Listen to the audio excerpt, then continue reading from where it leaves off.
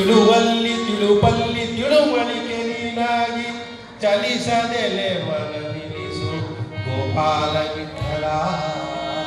ಚೆನ್ನಾಗಿ ಹೇಳಿದ್ದಾರೆ ಗೋಪಾಲದಾಸ. ಭಗವಂತ ನಿನ್ನಲ್ಲಿ ನಾನು ಬೇರೆ ಏನು ಕೇಳೋದು? ಚಲಿಸದೆಲೆ ಮನ ನಿಲ್ಲಿಸು ಗೋಪಾಲ ವಿಠಲ. ನನ್ನ ಮನಸ್ಸು ಮರ್ಕಟದಂತೆ ತಿರುಗ್ತಾ ಇದೆ ಪ್ರಭೋ. ನನ್ನ ಮನಸ್ಸು ನಿನ್ನಲ್ಲಿ, ಕೃಷ್ಣನಲ್ಲೇ, ನಿನ್ನಲ್ಲೇ ಇರಬೇಕು. ಬದಲಾವಣೆ ಆಗಬಾರ್ದು. ಆ ಚಿಂತನೆ ಎಲ್ಲವೂ ನಿನ್ನ ಕಡೆ ಇರಬೇಕು ಅಂತ ಚಿಂತನೆ ಮಾಡ್ತಾ ಇರುವಾಗ ಬಡತನ ಪ್ರಾಪ್ತಿಯಾಗಿದೆ ಸುಧಾಮನಿಗೆ.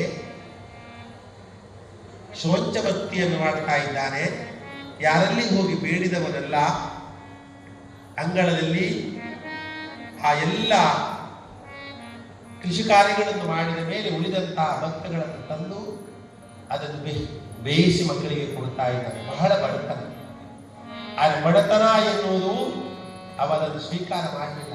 ಅವ ಹೇಳ್ತಾನೆ, ಭಗವಂತ ಇದು ನನಗೆ ಒಂದು ತಪಸ್ಸು, ಬಡತನವೇ ನನಗೊಂದು ತಪಸ್ಸು, ಈ ತಪಸ್ಸಿನಲ್ಲಿ ನಾನಿದ್ದೇನೆ. ಹೀಗೆ ದಿನನಿತ್ಯವೂ ಕೂಡ ಆ ಬಡತನದಿಂದ ಬೇಗ ಎಂದು ಬೆಂದಿರತಕ್ಕಂತಹ ಸುಧಾಮನಿಗೆ ಅವನ ಹೆಂಡತಿ ಆಗಿರತಕ್ಕಂತಹ ಸುಖಾಮಿ ಸುಶೀಲ ಅಂತ ಅವನ ಹೆಂಡತಿ ಒಂದು ದಿನ ಹೇಳ್ತಾನೆ, ಸ್ವಾಮಿ, ನಿಮ್ಮ ಆತ್ಮೀಯ ಸುಖರಾಗಿರ್ತಕ್ಕಂತಹ ಕೃಷ್ಣನಿಲ್ಲವೇ?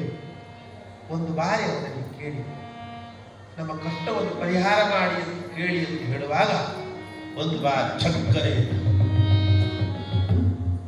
ನಿರಪೇಕ್ಷಂ ಮುನಿಂ ಜ್ಞಾನಿಂ ನಿರ್ವೈರಂ ಸಮದರ್ಶಿನಃ. ಭಾಗವತದಲ್ಲಿ ವರ್ಣನೆ ಮಾಡ್ತಾನೆ ಉದ್ಧವನಿಗೆ ಕೃಷ್ಣ. ನಿರಪೇಕ್ಷಂ ಮುನಿಂ ಜ್ಞಾನಿಂ ನಿರ್ವೈರಂ ಸಮದರ್ಶಿನಃ.